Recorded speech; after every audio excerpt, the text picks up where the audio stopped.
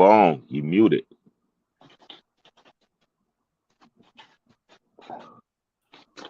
So everything I just said, pretend like I just said it. Let me try that one more again. Hey, thanks, brother, because I would have went on for another 20 minutes and wouldn't have known nothing. Anyway, hey, y'all, folks, thank you for joining us tonight on the Big BoneYard.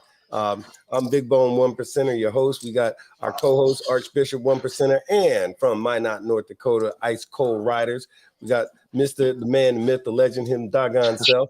We got Pac, Sean Pac, President Ice Cold Riders in Minot, North Dakota. Thank y'all, everybody, for being here, and thank everybody who's joined us out there in TV land or whatever they say. Thank you for being here.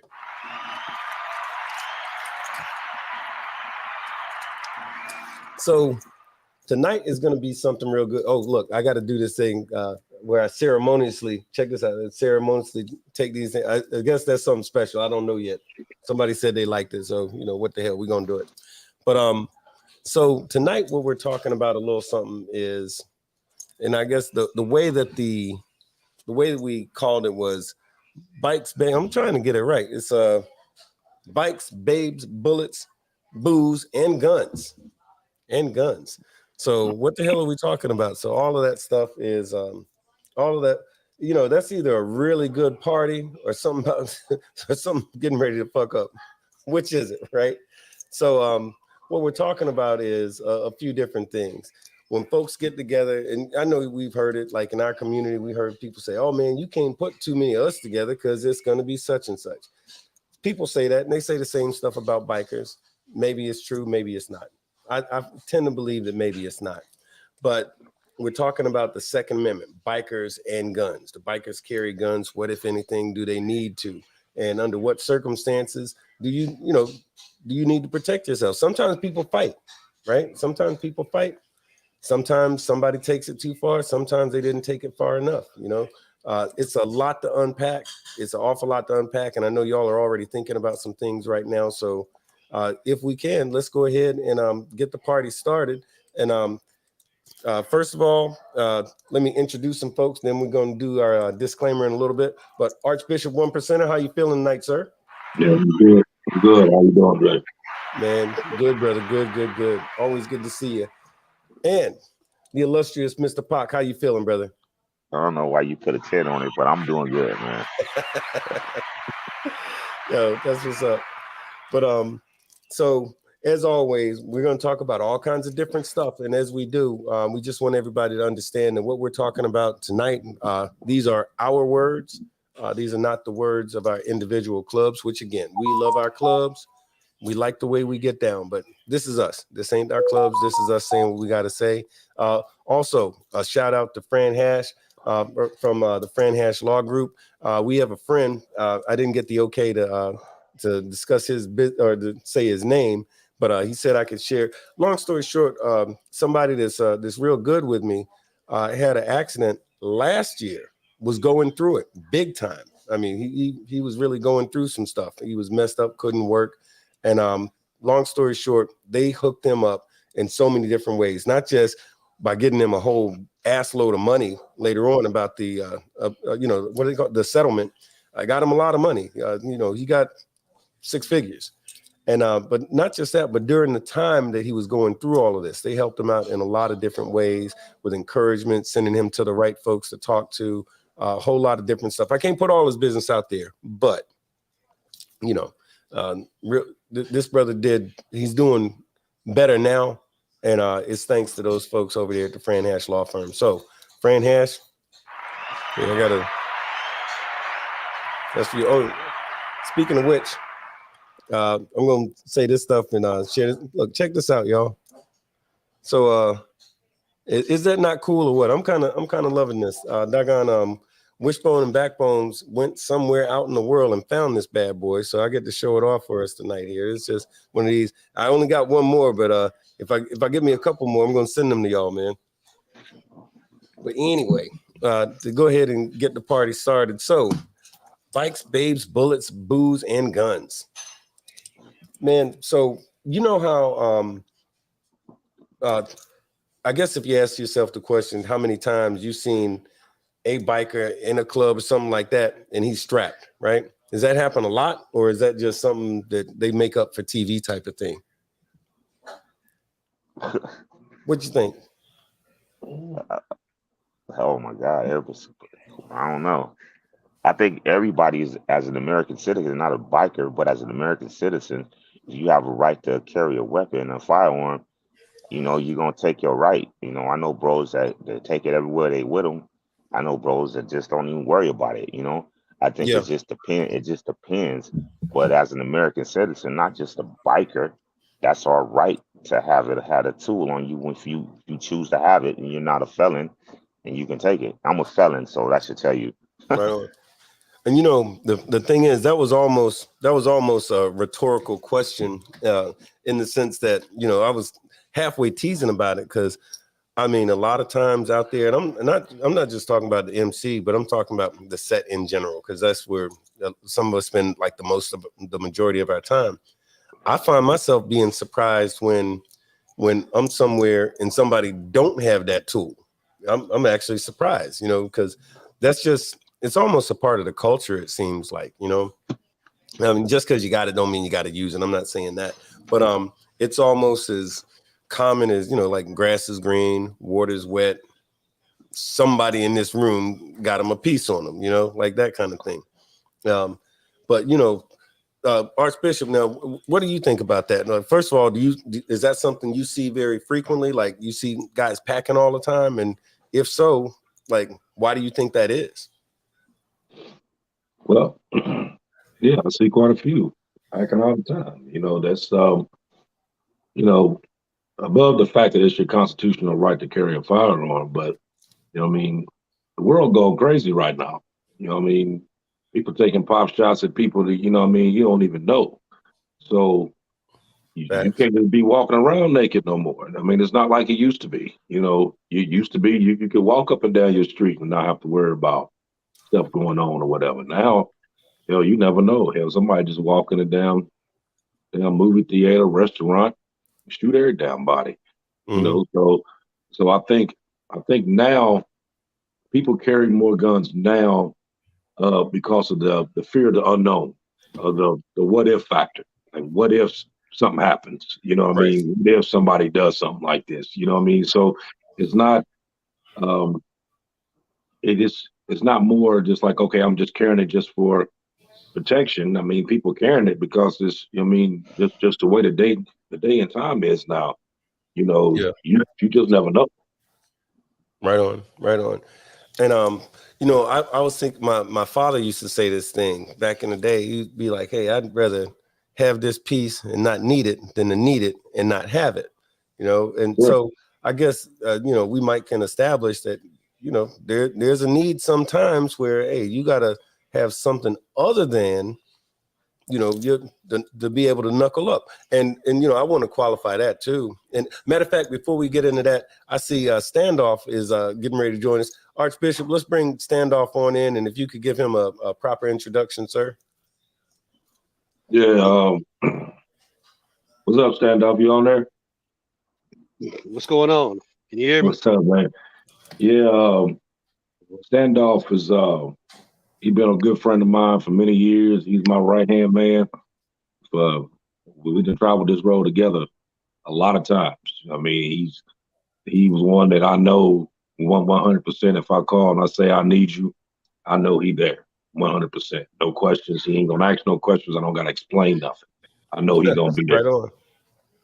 That's what's up. Well, in that case, brothers, we'll stand off. Well, let me see if I can get this bad boy to cooperate. Right. Hey, Standoff, man, thank you for taking time out of your busy day to come and join us here at the Big BoneYard. So everybody, doggone Standoff, and we can hear it for him.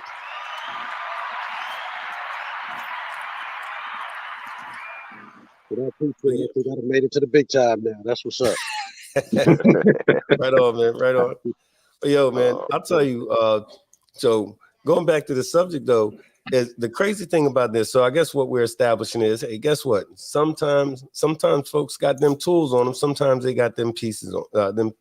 They got that heat, that iron, that piece, But a lot of the stuff that you might think, and a lot of stuff you worry, but like you said, Archbishop, man, it's sometimes, you go to the movie theater and, it's a crazy world we live in.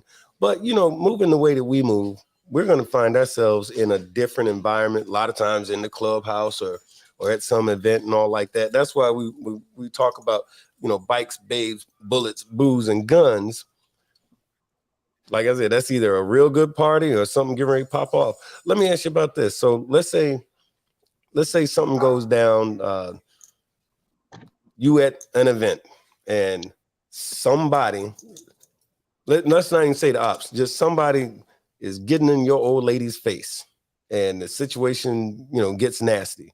At what point is it, like in your opinion, matter of fact, standoff, at what point do you think, just in general, forget about my setup, but at what point do you think it's a good idea to pull out that heat? Me personally, I don't think it's ever a good time, only unless my well-being and my life is in danger. Mm-hmm. Usually with a situation like that, man, if you're paying attention and you got your old lady trained in the game, she know how to move. You know what I Right. mean? There's going to be some people that's not going to respect that space, and you have to step in and hopefully, you can de-escalate that situation before we even have to get to that. Right on. I mean, everybody don't live by the same code, so it could go either way. I just hope that it wouldn't go that way. Yeah. It's like, so you're saying if there's a way to avoid it, de-escalate it, that's always the first move, right? I remember Yes. back when I was coming up, you ever heard like they used to talk about and this, I'm old, right? So I'm talking like in the 70s, especially in the 80s, when these guys started like drive-by shootings. You used to hear about it all the time. They was doing a lot in LA and up in the Northeast, right? And it seemed like to me, every time there was a drive-by shooting, all the wrong folks got shot. It was never the dude who they was trying to kill. It was always some damn body else. So I used to think, even back then, I was thinking, man, why these fellas running around here out here doing this stuff and then never getting who they went to get in the first place, So which kind of gives me a little flashback to, hey, and this is just a me thing. I'm like, I don't feel like, while I believe in the Second Amendment and everybody should be able to have the right to carry, provided, like if you like to kill folks all the time for no reason, maybe you don't need one, It's like, it's more difficult to get a driver's license than to get a piece sometimes.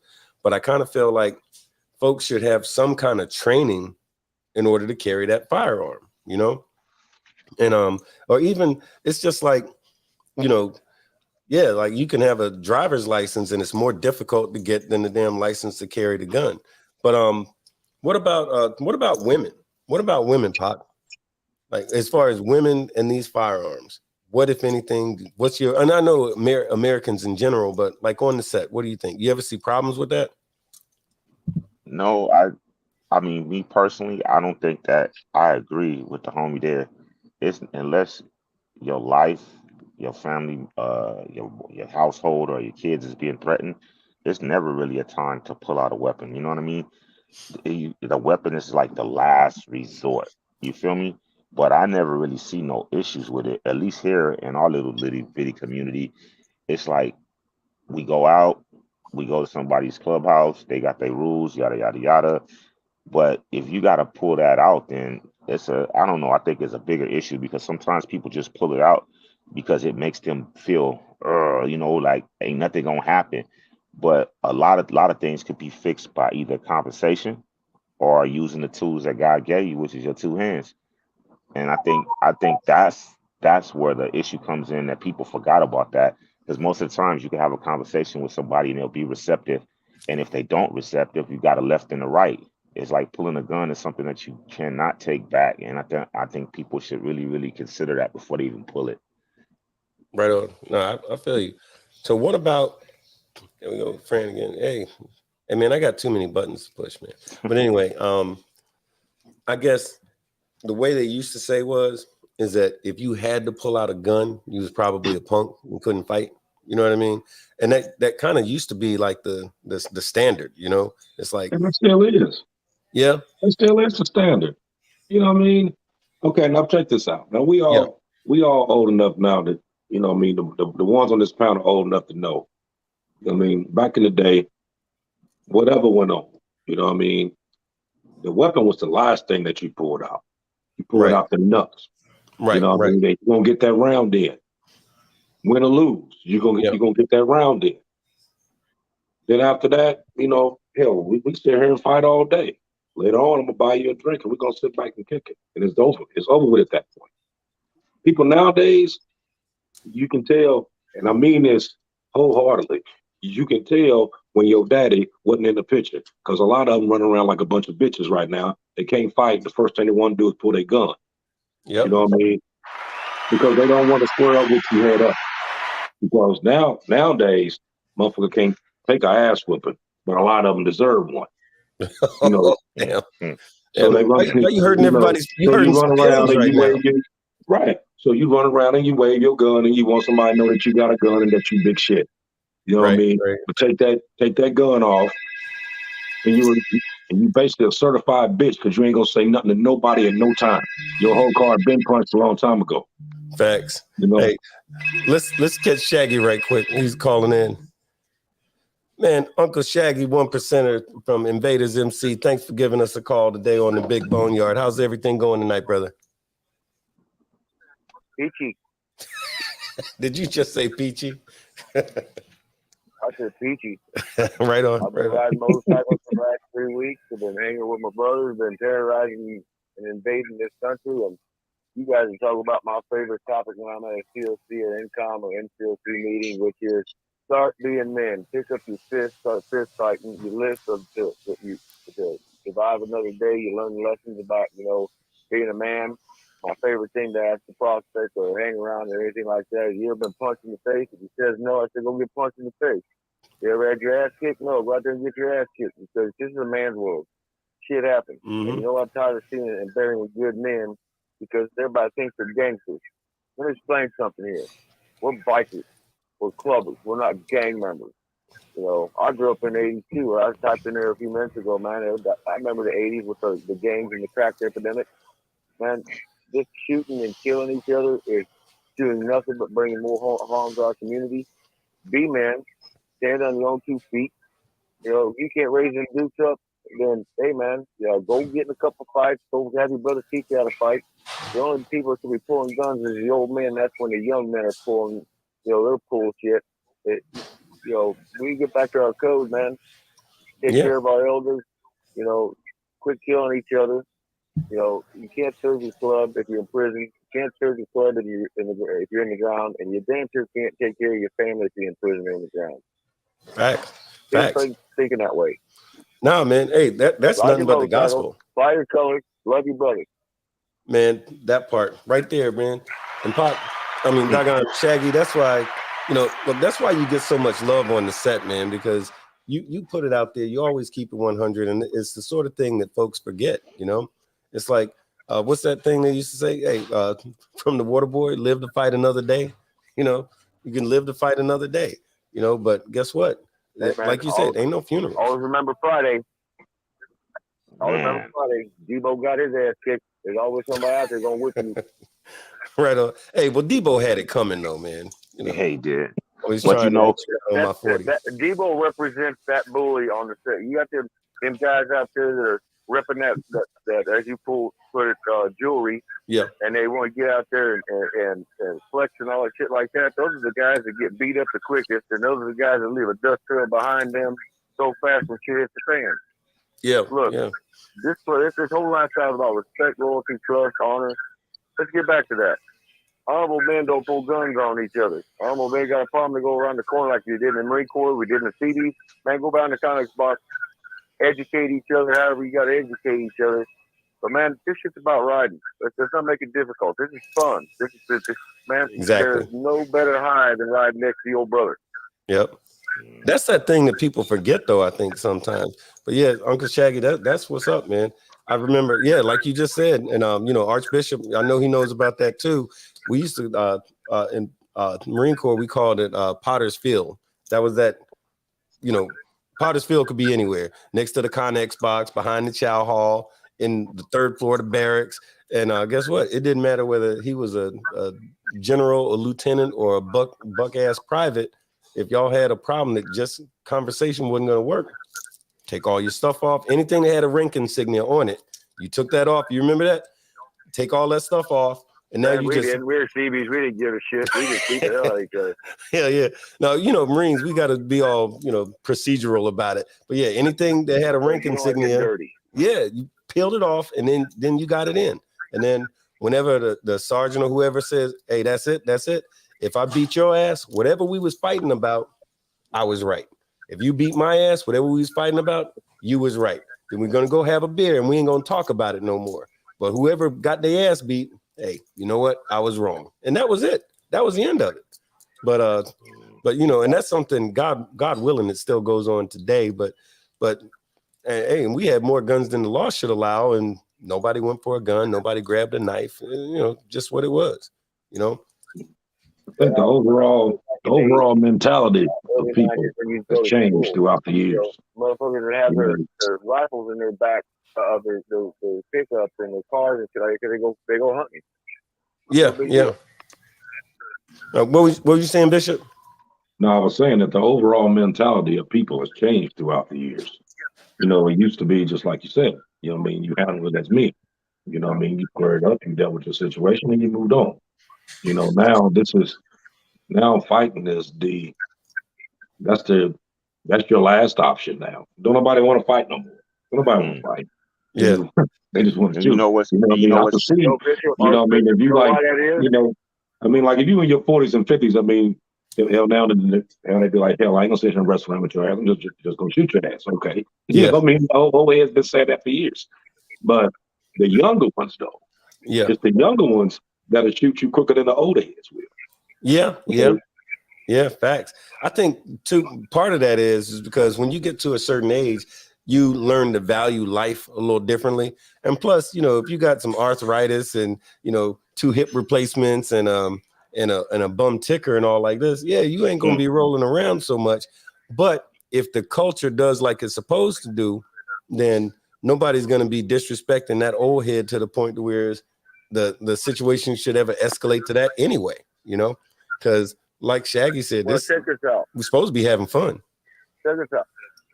Here's what our bishop said. Here's the goddamn problem. Men ain't raising men anymore. This generation of skinny jeans and man buns and walking around like a bunch of cherries and you know, even some of these bikers, man. You know, I've seen guys with bedazzled fucking cuts, and I'm looking at them like, you want me to call you a diamond? You want me to take you seriously? Man, fuck you. You're a fag. Go away. This is a group of men. You know, then they get mad because they feel like they're disrespected. Check it out, man. You disrespected my culture by putting this shit on your cut. You disrespected your club by degrading it by thinking you're, you know, they're fucking blue jeans. They're not a billboard. You know, I mean, right. Jesus Christ, man. These guys walk around like, you know, the sugar's just dripping right off of them, and they want to be bullies. You know? Hell yeah. You know what though? You know what I think though, Bone? I think it comes down to how you were raised, right? Yeah. All right. And me, I was fortunate to be raised by my grandmother and my great grandmother. And I'll tell you a story. It was a time, some little fools, I think I was about 7 or 8, and they came to my house, you know, pretty much chased me to my grandma's house. Like, hey, you know, Miss Thompson, tell him to come outside. She went in the backyard and said, hey, you need to go outside and see them, or you gonna see me. And I was like, well, it's like 5 of them. She said, it don't matter if it's 10 of them. Get out there. I went out there, got dusted up. My whole family was on the front porch watching it. Get him, get off of him. Woo, woo, woo. Breathing a little bit heavy. 3 days later, I caught one. 4 days later, I caught the other one. I didn't have to catch the whole 10 because they knew I was about it. But that was instilled in me by my grandmother and my family. It's like, you don't run from a problem. And if somebody coming at you, put your hands up and deal with it. And I think a lot of kids these days, the reason why they so quick to pull it, because they scared to get their ass whooped, because they ain't never had nobody put their hands on them. And they ain't never had nobody say, go out there, get out that front yard and go get down. Because if you don't get down, I'm gonna whoop your ass with this belt right here in the kitchen. And I think that's what the issue is with these younger cats. Hey, look, I remember that. I remember that like it was yesterday. I remember, man, I was like a little kid. This kid named Bobby West, and Bobby, I hope you out there listening to this right now, Bobby. when we was me and Bobby, we lived in a place called Aragona Village in Virginia Beach. You know, yeah, Shaggy, you was up there, right? Hey, Shaggy. He might have left us, but yeah, there was this place in Virginia Beach it's still there, called Aragona Village. And back then in the early 70s, it was all white neighborhood, and there was my family, and there was a black family and an Asian family. That was it in this big ass neighborhood. And we moved next door to Bobby West and his family, and I had like a whole bunch of brothers and sisters. They had a whole bunch of brothers and sisters, mom, dad, the whole thing. So it's one year I got my first brand new bike. And I take the bike down there. You know how you got the little gutter and somebody washed their car and the water just kind of rolled down the street. So I'm out there because I'm 7 and that's what 7-year-olds do. I'm washing the tires. Even back then, I was keeping my shit fresh. So I'm washing the tires in a little runoff water. Bobby West said, "You got a new bike?" I said, "Yeah, I got a new bike." Bobby West started kicking the dirty water up on my bike. I get in my feelings like, "Bobby, you can't do that. Leave my bike alone." Next thing you know, me and Bobby was eyeing each other, and Bobby West hauled off and punched me in the eye. I'm 7 years old. I ran in the house crying and everything. My dad grabbed me as I'm trying to run in the house crying like a little bitch. He's like, "Hey, what you doing?" I said, "Oh, Bobby West just punched me in the eye and da da da da da da da." He said, "Well, you go out there and you whoop his ass." I said, "But Dad, he just punched me in the eye." My dad is taking off his belt. He says, "Well, it's gonna be a fight." He says, "Either I'm gonna beat your ass here or somebody out there getting ready to get their ass beat. I suggest you go do the ass beating, because if not, I'm here waiting for you." Boy, look, you ain't had to tell me twice. I was motivated. I started beating up Bobby West every time I thought about it. I go over there like, "Hey, is Bobby home? Can Bobby come out?" I was like, "No." "Hey, go out and play, little fella." I beat up Bobby West every time I thought about it. And matter of fact, I think I still owe you one, Bobby. I know where you at, Bobby. I'm gonna find you. But anyway, but that's the thing though. I think who said that earlier? Was that you, Archbishop, that said one of y'all said that men ain't raising men no more, you know? And I think that's a part of it, you know. You got these cats who's scared to take that ass whooping. And you know, and don't get me wrong, you know, I'm a big fan of the Second Amendment. And I believe in the right to bear arms and all that. But this normal, you know, little disgruntled situations that come up, not everything requires you to go and, you know, and start busting them. Because, you know, if you take a guy like Standoff, who he's, you know, kind of violent, likes to beat up people and stuff like that, eventually somebody's gonna get sick of his shit. And they gonna get sick of Standoff beating up on him. You know what, Bone? You know, when you think about that, you know, let me go back for a second. Now, Yeah. When I was younger growing up, now, you know, my dad, he was wherever the fuck he wanted to be. My mama was more thug than most guys. I was gonna say the other word, but I'm not. Most guys. Yeah, right. You know what I mean? She whoop your ass in a minute. Now, but I was also raised by my uncles, you know what I mean? And my uncles was straight ex-military, Delta Force, you know, Rangers, you know what I mean? Like these were diehard, straight up dudes. So that's who I learned a lot of them, you know what I mean, growing up. Those were my father figures. When I got older, I started hanging around, you know, older people. You know what I mean? That was who I messed with. I didn't never associate with people my age, because people my age I wasn't learning nothing from. Right. You know, now fast forward until now, a lot of the old heads that we grew up and where we got this knowledge from are no longer around. And us as old heads don't really give the knowledge out like we received it. A lot of people say, well, they never came and asked me. But they don't have to ask you. You know what I mean? We didn't ask them when we was growing up. So why did they gotta ask you? I mean, that's something that you should want to willingly share. But the generations has changed. You know, man, you know, back in the day you had your grandma and then you had Big Mama. You know what I mean? Oh yeah. Now Big Mama 35 and she's running around in the club with her daughter chasing the same dude. Right. Where the kid at the house watching TV. That's where the kid's picking this up at. Yeah. He's being grown up behind the screen of a television. Yeah. They're not outside playing, Big Mama out learning there talking in the about playground, getting your ass dusted once or twice or whatever. Learning, they're not doing none of that now. Only thing they doing is sitting up in the house, they're watching TV and they playing video games, and whatever they pick up on that TV set is what they emulate. Right. You know what I mean? So that's where a lot of this is coming from. Oh yeah, facts. It's like Big Mama out there talking about some wet ass pussy in the club on Friday night. Right. You know, Right. I think Right. things have Big changed. Mama ain't at home making rolls no more. She out here working. Yo, hey, our bro, Oh my God. from Outcast, Wild Man said, "Man, my mom used to watch me fight and tell me what I did wrong." That's what's up. Man. No doubt. Yeah, No doubt. you know, it's different now, right? Man, I remember used to be times, man, I'd be out there in the street fighting, and they would call my mama to come get me because I'm out here making a fool. Now, you know what I mean? I'm doing the most. But when I heard that voice, everything stopped. You know what I mean? Yeah, facts. Oh Lord. And I think, and you know what? That's the craziest thing. Is like when I hear everybody talking, it's like we were brought up, and it's so crazy to keep saying we were brought up or back in the day, because it just you realize, you know, how finite time is, and you're here, and you're 17 or you're 15, and now it's like we all up in our ages. But I think that's the issue, man. People they don't have that, and no matter what side of the MC community that you're on, if you didn't grow up in that, you missed out on something, because those are the people that think the quickest thing to do is pull out that heat. It's a Tupac say this realest thing. He said everybody in it. He said another word. He said everybody in LA got a little bit of thug in them.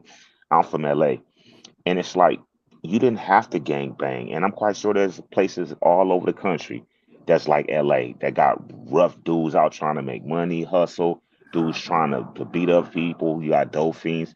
And you know, and you have to have a good mentality of being 100% standing on your principles, because you was surrounded by lions, tigers, and bears all day. You know what I mean? And if you wasn't a stand-up dude and you wasn't brought up like I could take this ass whooping or I could give one, you was gonna be quick to get ate up. So I think people these days, they don't got no thug in them, because they remove from the situation and they try to emulate what they see on TikTok. They try to emulate what they see on all these TV shows, instead of, like the homie say, getting out there, going in the field and, you know, playing baseball and somebody calling the strike that you say ain't one, dropping the bat and going to chunk them.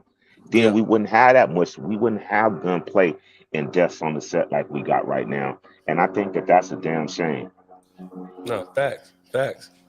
Lenora Sanders said, "Hey, Bishop," and she looking at you some kind of way. You can't tell, but she's giving you the eye. I don't know what that means. You know what? You know what? Speaking of the devil, that's my mama right there. What? Oh, hey, well, hey, right on. Well, man, well, hey, Miss Archbishop, welcome to the Big BoneYard, and thank you for making a wonderful son. Maybe we need to blame you for his violent streaks, but we're having this show is sort of like an intervention so that we can get him. No, I'm just playing. Yo, hey, Standoff, let me ask you, brother, because I done heard a thing or two. So what would you say, not even so much, well, whenever the hell, what would you say was your nastiest fight that made you think about going to grab the heat? Man, I was with one of my homeboys. This was some civilian shit about 25 years ago. Man, I'm with one of my homeboys. We kicking it. It's a little tramp get in the mix, man. He ready to go make a move, and me and her fell out. Man, she go back to the party and bring the whole squad to deal with me. Nope. You know. Yeah, I was drinking E&J back then. I was very I was drinking E&J anymore. But to make a long story short, you know, I wear glasses, I can't see, but my reach and my grab is real good. You feel me? Right. So I dealt with these cats.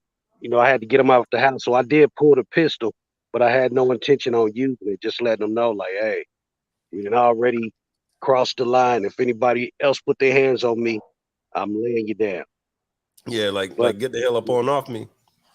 it was one of them situations. You know, it would have been justified, but it still wouldn't have been right because I knew that shit was potentially going to happen. But I did Yeah, have that word, pistol just in word. case. I don't know what their true intentions was. But once I figured out they wasn't really for the shits, you know, I kind Yeah, of had my way with it. So I didn't have to pull the pistol out and actually fought. But I did brandish it like, hey, it's enough. We done. Get the fuck on. That was it. yeah. I remember my Mhm. daddy used to say, "Oh, hold on, what's that? Hold on. Somebody showed me something. Okay. What part are you? What are you showing me? I'm sorry. I'm getting. I'm getting. What do you call those people? My technical advisors. Oh shit. Was it? What are you showing me? Need to get a different. What? Who the hell is that?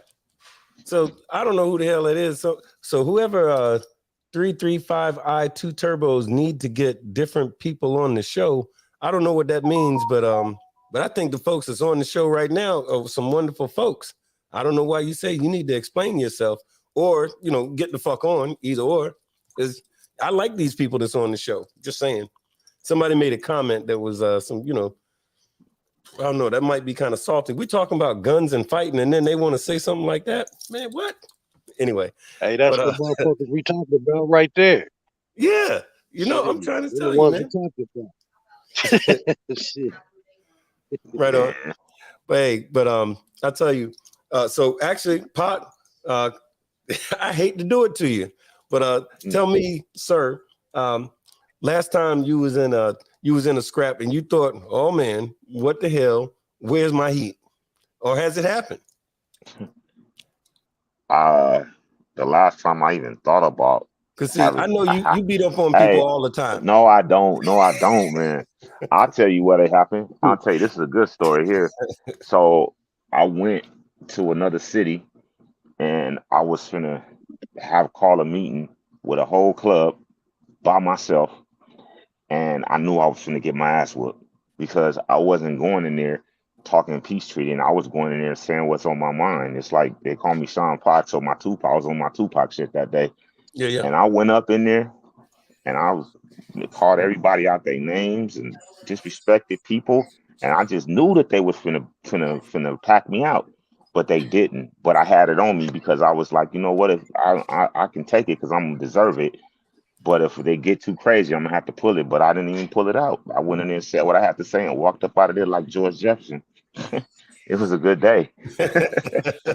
Oh, not the George Jefferson on him. Not the George Oh Jefferson on him. yeah, hands swinging behind my back. Yeah, just like that. Because it's like it ain't never my Word. intentions to have to do it. It's like I'm not the best fighter in the world, but I believe it's like if you watch those shows when the Hebrews say God is with us, if Yeah, you're just in what you're saying and it ain't no bullshit behind it, God is with me. You know what I mean? And I can yeah, do right on. anything.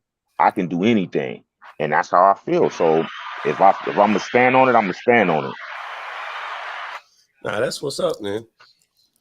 So I think what y'all are really saying is that we got to set up a cage match between Standoff and Pac, just so no. Hey man, Hey, I'll tell you man. what. I saw Brandy actually made a comment a little while ago. Where was it? Brandy said something that was kind of interesting. Let me see if I can find it. Brandy said, here we go. Brandy said, my mama raised me that way. That's exactly how I raised my daughter and my son. So, which leads me to the question, and Brandy, much love and respect, and thank you very much for watching. Brandy's the best. She's out there where you at, Pac. And Where's so she the at? thing I'm wondering, say what? Where's she at? Am I not? Oh shit. Okay. That's What's up, that's one of Brandy? your folks, but they use their Okay. government name.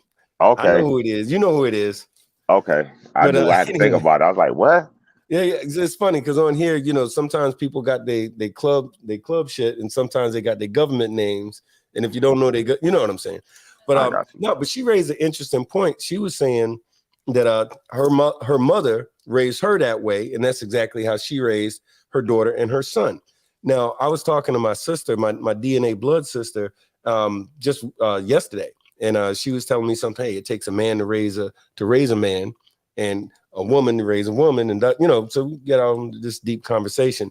So what if there's not a father or not a man in the picture, can a woman be effective raising a man child with the same ideology that we're talking about now? You know, can a woman raise a man? To be specific, can she raise a boy child to not be a punk? Ooh, that's a good one. That's a good one. Because I'm gonna say like this: women are strong individuals, right? Yeah. And if they strong, they gonna instill some things in their kids. But a woman can't teach a man how to be a man. They might have dealt with struggles. They've been telling people no since they figured out what they got, and dudes try to look up under their dress. I get all that, but a man is the only one that's going to teach a young man how to be what a man is about. You know what I mean? Because we're the providers, we're the protectors. And a woman can't teach that. She can say, hey, this is what you need to do. But Right. we all know we learn by seeing. You know what I'm saying? When We we gotta see a see. dude get up every day and put his boots on with his nose running at 100 temperature to go get the money to pay the bills, Right. we see that and it sticks with you. You know what I mean? But I Yeah. think women do an impeccable job at being single parent households and raising Oh yeah. kids. But a man needs to be there to teach that dude how to be it. Word. Now I hear you. It's like the dedication that some of these mothers have for their kids is just incredible. It's remarkable. And it's definitely so. So for all y'all single biker moms out there, applause to you. We got none but love for you. None but love for you. But now I find it like when they're totally off topic, and we're gonna get back on the topic. But like when you see these chicks and like, I don't need no man this and I don't need no man that, but then they got their kids out there running wild in the streets. Maybe you do. It don't mean that you got to have a man to pay your bills and all like this kind of stuff. But you know what? Sometimes a man is there just for structure. Maybe you don't need a man, but you want one. I heard that 1,000 times. But you know what? The American family, especially amongst Black folks, we got our stuff jacked up once men were taken out of the home. I said taken, not leave, taken out of the homes at some point in particular between the 1960s and 1970s. It started messing up like the thing that we got going on in this country. I think, people are social. A woman is supposed to have a man. A man is supposed to have a woman. So, And there's the reasons bone. for that. Say And you what? know what? And this is the craziest thing you said that, man. This is the craziest shit ever. Do you know the biggest way that they did it? And I didn't get it until I started paying attention. Okay, you down on your luck. You're a single parent, you're a woman. You go down there and you say, you know what? If I ain't gotta pay this $800 apartment rent, I have no money. Please put me up. They have a program for that. Yeah. But you can go stay in that house, but your man can't stay there with you. If Oh you yeah. do, you and your kid gonna get kicked out. Now that's backward thinking to me, because you would think if a woman needed help and had a child and she had a man that wanted to be in her life, you would exclude him from the home. Oh You yeah. would usher him into the home, because now there's a family unit and all y'all can get up out of this low income shit and start Yeah. moving on up. You feel me? Oh But yeah. it's strategic how it was done. But people think, when I be talking to people, they be looking at me like, but man, it's real how it was done, and you just gotta pay attention, because why would they want to exclude you from the household? Why would they want to exclude you? Because they know if they divide and conquer, the woman's gonna be over there and the man's gonna be over there. And where do they want us at? Incarcerated. Yeah, look, it was the breakdown. I remember that, man. That was a big beginning of the breakdown, in particular amongst Black folks. That was a big part of the destruction of the Black family, which is the family in the church. That was the power base. So let's dismantle the family. So I remember when I was a kid. This is in the 70s. We were living in Philadelphia, and one of my father's friends said, "Hey, he had to crash with us for about a week or so." And I didn't think nothing of it. It was, my dad's friend. He had to crash with us for a little bit. But as I got a little older and a little nosier, I realized, oh, he had to get the hell up on out of his house, because them folks was gonna come through and they couldn't have no shoes, no shirts, no aftershave, or nothing that looked like a man was living there. Because if so, they was gonna cut her off. And she had 3 kids, and he wasn't the baby's daddy, but he was trying to be a father to them children. But back then, Hey, she was on what they call in Florida. She was on housing, and housing meant no man is in that house. Her and her kids only, no man. And but anyway, I digress because we got a little bit off the subject. But going back to this thing though, so we understand that as far as the tools and all like that, that's something that's subjective. Maybe there's a time, ordinarily the knee-jerk reaction is, hey, don't do it if you don't pull that heat unless it's absolutely necessary, I think is the overall picture. But now I guess the question that leads me to wondering, well, why does this stuff happen in the first place? So we talked about some of them in the title of the show, the bikes, babes, bullets, booze, and guns. But so what kind of stuff leads you to the point to where you feel like, or not you necessarily, but what makes somebody feel like they got to pull that gun in the first place, outside of the stuff that we talked about, and I know babes, aka bitches, that's a part of it. Some of these guys, it seems to me like some of these guys get so damn such tender dick.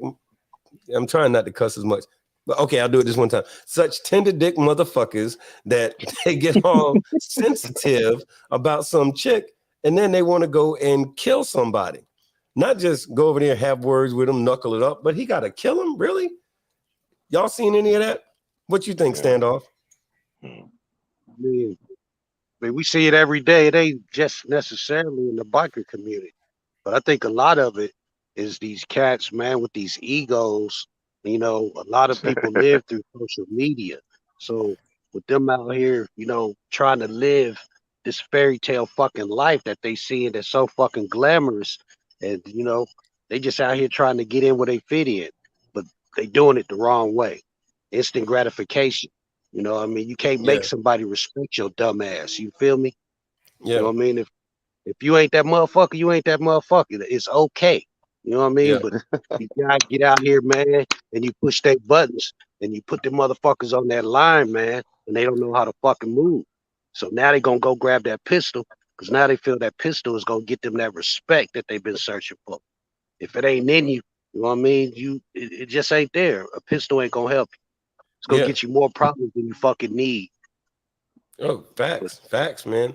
It's like Highway says, like our dearly departed brother Highway, may he rest in peace. The 3 P's: pussy, power, protection. That's up every time. right. That's nothing but the facts, man. It's like those are the 3 P's is the same reason as why some of these cats is gonna go and pull that heat, because either behind some pussy, because they need some protection, or they trying to have some power. Same reasons you don't want them in your club is the same reason they gonna grab that iron unnecessarily. Now I feel you. But matter of fact, so check this out. I'm gonna do some station identification type shit. I'm teasing, but look, I got to show y'all this. So what we're doing for the folks that call in tonight, I don't know if y'all can see that. Y'all know at the beginning of the show, the intro starts with a voiceover saying, "Welcome to the Big BoneYard. Enter at your own risk." Well, these tumblers, it says, "Welcome." Don't say the Big BoneYard, but it says, "Welcome," with the skull symbol right here. Enter at your own risk. So for the next caller on the show, we're gonna get you one of these, and we're gonna get you one of these. That's one of those patches, right? You remember that Pac? Got the patch right there. And if we can hear from some of y'all tonight, we're gonna see about getting y'all some of that stuff free of charge. So hopefully we'll hear from you in a little bit. We'll share that with you. And doggone. But yeah, man, I think the big thing is it's a lot of reasons as to why it is that people want to do that. Like pull that heat, pull that pistol, or this, that, and the other thing. But I guess as we like to do here, we like to concentrate on the fact that, this biker lifestyle really is a fun thing. It really is a good thing. So what we want to talk about is some of that stuff, like how to specifically avoid that stuff. But before we do, let's see who it is calling. Hold on, I done hung. Man, I feel bad. I hung up on somebody. Let me try and call him back. I'm going to try and call him back. I feel bad. I accidentally hung up on somebody.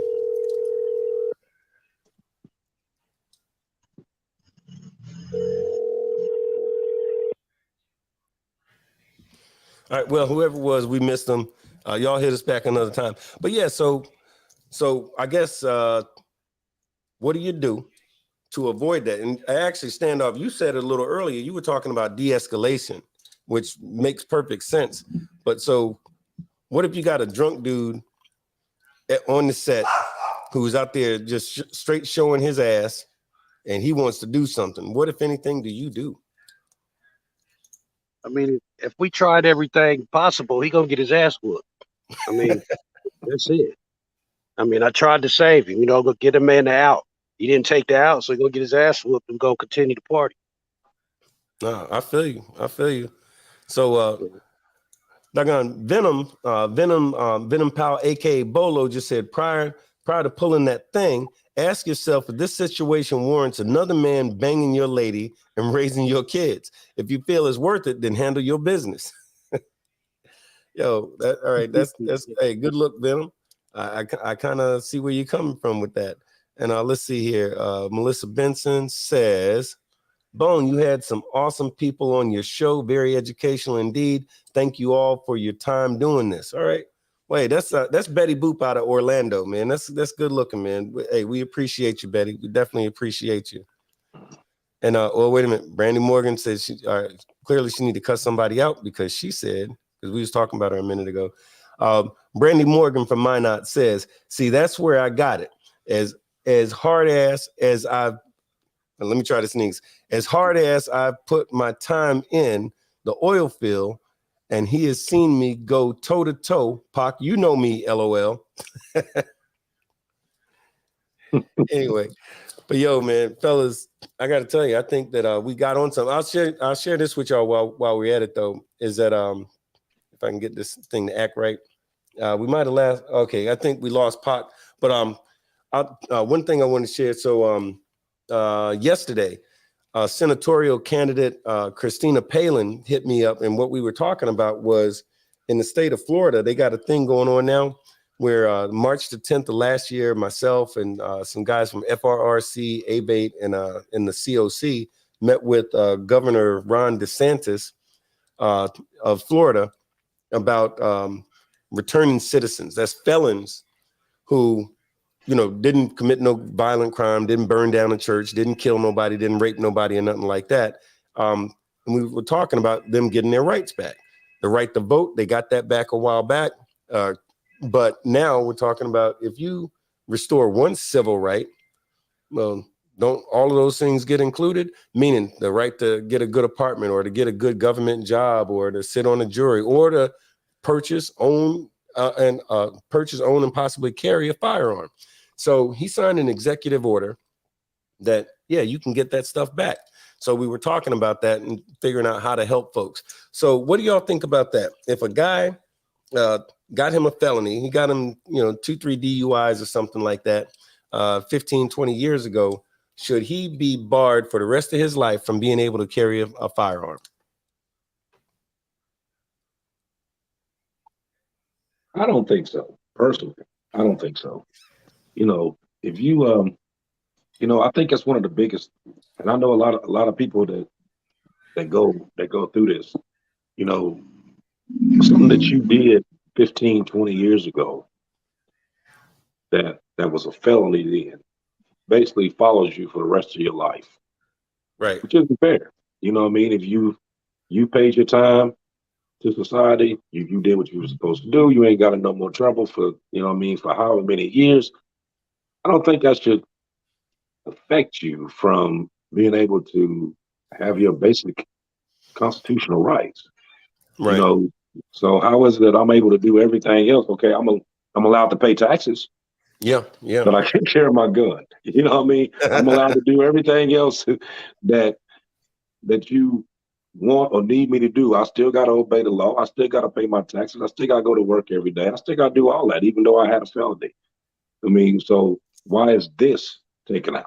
You know what I mean? Right. But then too, if you think about it, a lot of these people that's out here doing these mass shootings and everything else, the first thing they say was like, oh, well, people ain't checked their mental health status. I mean, how the hell do you know somebody's mental health status when they go in there buying a gun? You know what I mean? And then too, right. how many felons, even if they were able to carry a gun, which, just to be real, probably 99.9% of all felons got a gun. You Yeah, know what I yeah, mean? yeah, You yeah. just can't say you got one. Probably. But are they out here causing havoc though? No. Right, right. I know it was this dude, an old biker. I want to say he's like 75, 75, maybe even as old as 80. But and this is a few years ago. This dude, he owns a bunch of these cell phone stores in Hillsborough County, like 3 of them. So in early 1980s, he was much younger. He gets pulled over. He smoked weed, and he had 5 joints in his ashtray. Joints, just like not blunts, like joints, little skinny joint. Yeah. So he had 5 of those. He was smoking some weed. The cop pulls him over. He puts the thing out, tries to air the car out. You know how they do. Or maybe you don't. I don't know. I seen it on TV, Cheech and Chong movie. But anyway, but he gets pulled over. The cop smells the weed. And back then, he was in Tampa. Back then in Tampa, that was a big deal. That was a felony. And he got what they call a year and a day. So 1 year and a day. The difference is that if he had got a year, he goes to county. That's a misdemeanor, maybe a slap on the wrist. If you got a year and a day, that means you're going to prison. That's a felony, right? So what happened with this dude? So he goes to prison. He got his felony, but flash forward, he's a deacon at a church. He rides a motorcycle. He's married, wife, kids. Oh yeah, come on. But wife, kids, the whole nine. He's doing everything the right way. He's a business owner, and I guess one of his stores got robbed. Word gets out, he ain't gonna do nothing. So his other store gets robbed. Now he's getting robbed all the time. So he goes to see about getting him a firearm to protect himself. And they say, no, you can't do it. You're a felon. He's like, well, that can't be. He goes, that happened in 1982 and da-da-da-da-da. So long story short, that's the thing that kind of started the ball rolling with myself and some of these other cats from FRRC working on this. Like, hey, he's supposed to be punished for the rest of his life for something that he did when he was a kid or that was so long ago. Don't he have a pathway to be an American again? You know what I mean? Because you can come into the country, you could be here 20 minutes and have more rights than an American who screwed up back in 1982. Nah, man. Exactly. I mean, then too, why don't they make it to where you have a statute of limitation? Like, like if you do a background check, they are only allowed to go back 7 years. If you got something on your credit, disappears after 7 years. You got an inquiry, disappears in 2 years. Okay, so why can't they set up something to where, like, okay, if you've done something in 1982, it's 2022.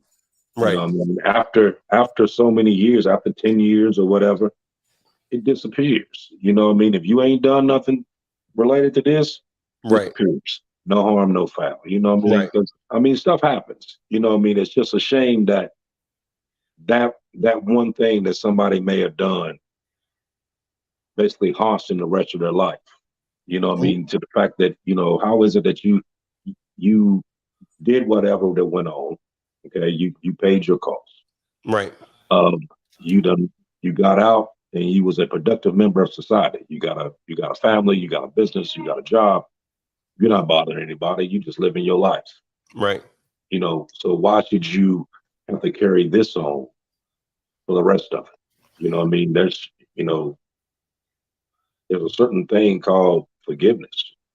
I mean, hell, even if you're in an accident in a car, what do they call it? Accident forgiveness, right? Yeah.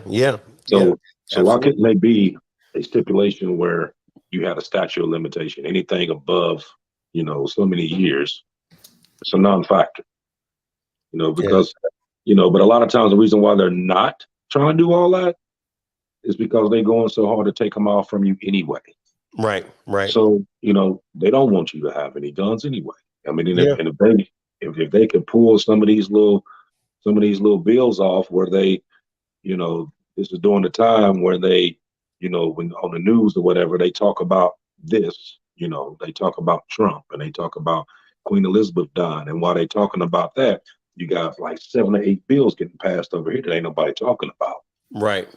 That's Facts. and that's typically what happens. You know what I mean? Whenever something major comes up, they deal with that. And while they deal with that, you're not paying attention to everything else. So they don't want you to have a gun anyway. So if they can keep putting bills on the floor, that's gonna slowly keep you from having a gun at all. That's exactly what they're gonna do. Oh yeah. Now I know back in so Ronald Reagan, at the time he was Governor Ronald Reagan.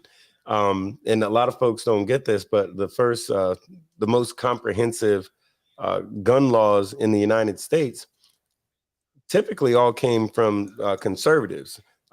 Nowadays we say Republicans, but back in the day, like after slavery, during they had black codes and all this other kind of stuff. Hey, if you was black, a newly freed slave, you couldn't have no firearm. And the black codes, a lot of places said, oh, you can't have a firearm. And maybe they would let you have like a shotgun or something like that to go hunting, maybe, depending on where you was. But you couldn't protect yourself from the KKK or whoever.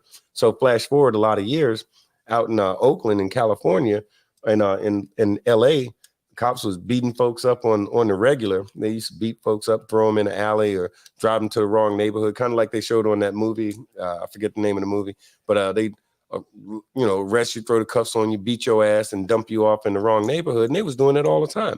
So the Black Panthers in California was like, hey, the laws of the state of California at the time allowed open carry. So these cats would get their rifles or their shotguns or whatever and march with it openly, watch the police, and keep the police from doing that. Word gets back to the governor at the time, it was Ronald Reagan. So he says, hey, we got to change the law so these cats can't do that no more. So, and of course, they changed the laws in California, which now has some of the strictest firearms requirements. And it has some of the most harsh and stringent laws against firearms are gun control acts in the whole United States. But that was done against black folks in California who really just wanted to protect themselves from the police. And then, of course, there was after Ronald Reagan got shot and Jim Brady got shot, he almost died. The reason that they came up with this Brady bill, the Brady bill was named after the Secretary of State under Ronald Reagan, then President Ronald Reagan, because, hey, we don't want to keep getting shot no more. So it's not, these gun laws were designed, they're typically knee-jerk reactions to a thing. And I'm not saying that people shouldn't have firearms, and I'm not saying that there shouldn't be laws related to it, but it's got to be common sense. Anytime it's harder to get a license to be a damn farmer than it is to, you could get a cosmetology license easier than it is to go out and purchase a firearm. Not that it's easy to get a cosmetology license, but getting a firearm, that's harder. Or you know what I'm saying? Excuse me, I'm saying it wrong. It's harder to do one thing than it is the other. But if you want to carry it, if you've been a felon from 20 years ago, then you can forget about it. It ain't gonna happen. At least in this state. There are some states in the United States right now where if you paid your debt to society, you went to jail, you paid your fines and all like that, after 1 year, 2 years, 5 years, or 10 years, you can either get it back automatically, you can get those rights back automatically, or you can petition to get them. And as long as you didn't do no extra stuff, hey, you're good to go. You get to be an American again. And I think we got to get some common sense back up in there somewhere. But yeah, man. So bikes, babes, bullets, booze, and guns. That's what we've been talking about tonight. And I know we kind of went all over the place. And if you're concerned as to why that happened, it's Archbishop's fault. We all know that. Yeah, blame me. Yeah, blame me. I'll take blame for that. But actually, though, but to be serious, though, being the fact that we had to bounce around. Yeah. Because once you have that primary topic, then, part of that is like, okay, we know that this stuff goes on. Why does this stuff go on? You know what I mean? And then once you start digging into that, of course, we're going to veer off to the left, veer off to the right a little bit to kind of put all of it together. You know what I mean? Because it's not just one thing that goes on that makes this happen. It's all several pieces that pops in. You know what I mean? Yeah. So sometimes we may have to go to the left to get the answer to bring it back, but that's life. And that's how you get the information. Archbishop's Angel said she is checking in. Much love and respect. What's up, Compton? I believe you got a fan club, brother. I don't care what you say. I believe there's one going on. Hey, we got James Dean, aka JD Thunder from Rockstar, checking in, man. It's good to see you. Good to see you. And we got Pastor Troy, our one of our COC member, pastor. He said he lost his gun rights after coming back from the Gulf War. It's probably a good thing back then. I like to hurt people. The sad part was I used to love deer hunting and couldn't do it any longer. Well, you know, I'll tell you what, Pastor Troy, if it comes to pass, and if we get some good folks like Christina Palin and some of these other folks that want to see a change, hopefully, you know, you'll get that back. You know, God willing, you'll get that back. We got some folks working on it. Yeah, I'm not quite sure about Florida. I'm not quite sure about Florida, but I know certain states you could have an actual rifle and have a felony. But you just couldn't have a handgun, which sounded weird to me, but that's what they did. You know, I'm not gonna bring them up. I'm not gonna bring it up because I don't want to get no ideas and take that away. Yeah, right. I'm saying, you know, hopefully, with Florida has a tendency to move like Texas and some other states.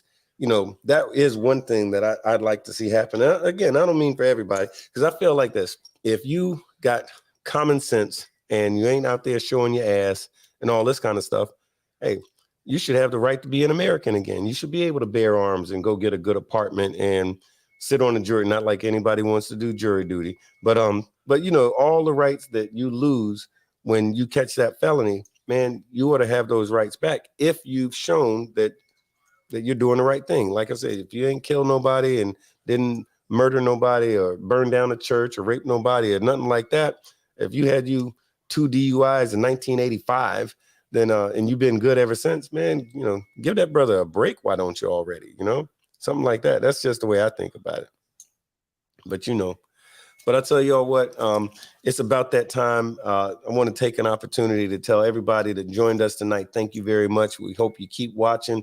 We're trying to reach 1,000 subscribers before the end of the month. Maybe we'll do it, maybe we won't. But you know, with y'all help, you know, you'll definitely get us close. So please keep watching. If you have any questions or any of that, don't be shy. Y'all call in, hit the line. If y'all want Archbishop's personal cell phone number, I'll be posting it on the internet soon. So y'all, but no, Don't call me. Don't call me. Yo, but y'all get at us, man. We always love hearing from y'all folks, man. Y'all keep us motivated. You keep us going. And like I said, we'll be doing it again, where we're going to have some miscellaneous swag. We've got those T-shirts, one like the one that I'm wearing now. You can go to riderrep.com and pick up some of those things, or you can hit up me or Archbishop. We can make sure that you get some as well. But then also we're going to be giving a couple of these things. These are these welcome, enter at your own risk. If you can see that bad boy, we're going to be doing some of those. And we're going to be giving out some of that stuff free. So y'all stay plugged in with us, man. And we definitely appreciate it. But in the meantime, I'm going to shut the hell up and let Archbishop say his 2 cents. No, actually, you kind of summed it all up. And thank everybody for coming out, listening. Just remind everybody, you know, any ideas that you may have, any questions, any things that you may think you want to hear on here. I mean, shoot us an email. Let us know something. Go on, hit me on Facebook. My line pops on there. You can hit me on Facebook at Archbishop, Instagram, Archbishop / Boston Notre, or shoot me a text or email at bishop8752@gmail.com. We're gonna get them. We reading them. The best ones we picking out. We using them on the show. You know what I mean? And if we happen to use yours on the show, then we're gonna send you something. Send you something in the mail as an appreciation for doing that. So just think about it. You know what I mean? Not all questions are bad questions. Only bad questions one not asked. Right on, so, right on. And speaking of which, that one dude who was saying bad, what did he say? We got bad people on the show or something like that. Man, look, if you really feel that way, and I think Backbone's actually mentioned that a little early. If you really feel that way, or actually you did too, Archbishop, man, call in, tell us why. If we fucking up, man, let us know. We'd like to hear I you. wanted him to call. I put on her to call. I wanted to hear. Yeah, don't be shy. Don't be an he internet. May have got a good gangster. answer. May have got guns. It's a choice. We just talking about them, you know. We just talking about guns. We ain't trying to use them over the internet. It doesn't work like that. You know, But hey, I wouldn't run them off. I put on there for him to call. I wanted to hear what he had to say. Right on. And I might have said it wrong a little early. I might have been too aggressive or something. But hey, we want to say thank you very much to Pac for joining us and for Standoff joining us tonight. We had a good time and we definitely appreciate y'all. But in the meantime, we're going to let y'all get back to your Sunday evening. And thanks for sharing some of your Sunday evening with us. In the meantime, love and respect to y'all folks for watching from myself and Archbishop. And I guess we're going to go ahead and break the hell on out of here, man. Y'all have a great night.